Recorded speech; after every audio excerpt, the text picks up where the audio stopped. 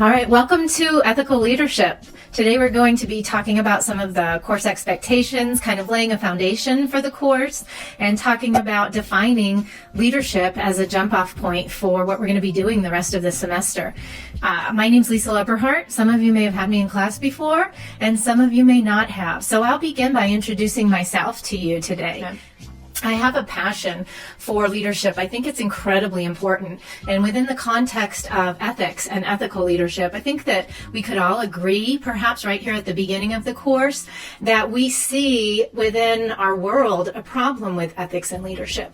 And that becomes something that is incredibly important in defining and informing this course. When we look at theory and we look at behavior and we look at decision-making processes, this all becomes something that extends beyond what we understand into things that inform our behavior and our own choices and our own leadership. So we'll be looking at things from a very micro level and something that's about ourselves, and we'll be looking beyond that to what's going on with others and organizations and institutions and throughout many different contexts in order to kind of further define and flesh out what we're talking about and what I like to think of as taking from theory and moving it into application.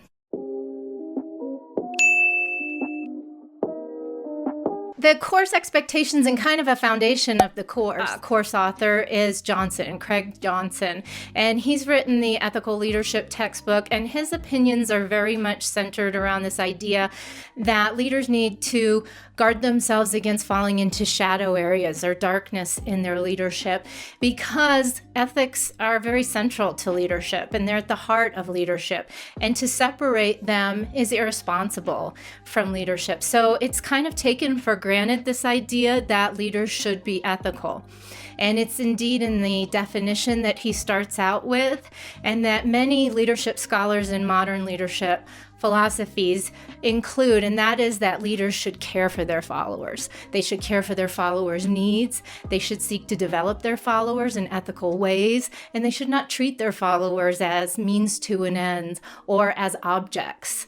And that is very much a central premise of that textbook. We're going to look at just defining leadership early on. What is leadership? What do some of the different researchers say about it?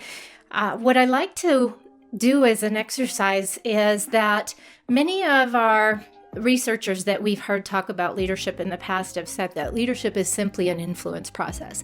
If I can get you to do what I want you to do, that's leadership. Whether it's through inspiration or motivation or various techniques, if you're going to do what I want you to do, I'm a leader.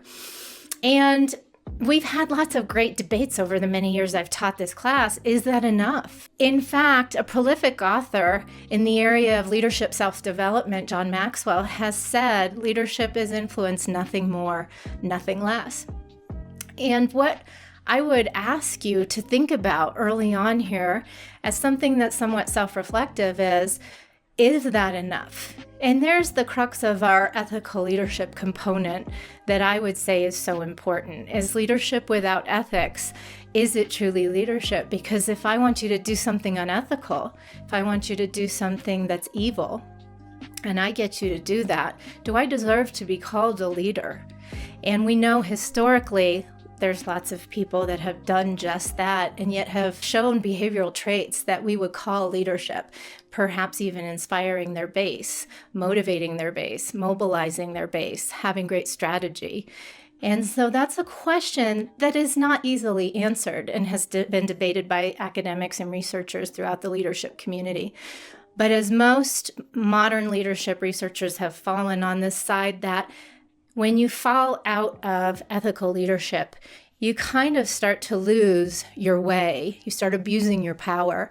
You start becoming someone who is not truly in a leadership mindset or in that frame of mind. And you may have a different opinion about that. And in this class, I want to welcome those thoughts and differing opinions.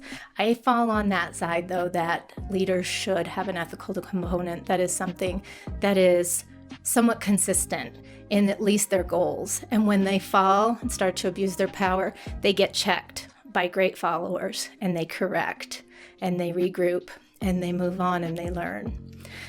So we are going to talk about that definition of leadership and how it includes not just influence, but then taking into consideration the goals, wants, needs of their followers in their decision-making processes.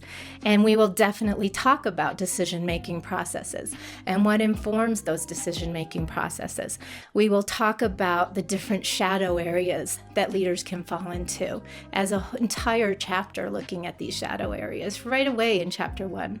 And then we will look at consequences of falling into shadow areas and abuses of power bases. Okay, so as you think about these things, and you think about leaders' responsibility to foster an ethical climate, we're going to definitely get into ethical climates and leaders as sense makers and as culture makers, and how their role as fostering this climate is something that's an ultimate responsibility for leaders, and why we need to continually check and assess a climate in order to be the best leader, to find out what followers think about the job we're doing and not make assumptions that our followers have faith and trust in our decision-making processes or what we're doing. That becomes something that leaders need to take incredibly seriously. How many times have you maybe had a leader where that leader is out of touch with what followers actually think? And they may think, oh, my followers actually love what I'm doing, or they love this direction the organization is going. And the leader fails to assess what followers actually think. We'll talk about things like that when we talk about culture and climate. Also, crisis management, how leaders respond in crisis, is something that we'll touch on later. And I also think that it's important to look at things such as case studies. Let's look at actual cases of what leaders have done when they played the blame game, or when leaders have done the opposite and taken responsibility and been loyal to their followers.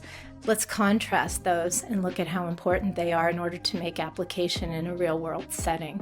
I think that's really important. If we think of BP and the oil spill and the reaction that the leaders had and how it cast that shadow of irresponsibility over that organization, and how long that shadow lasted because the leaders failed to take proper responsibility.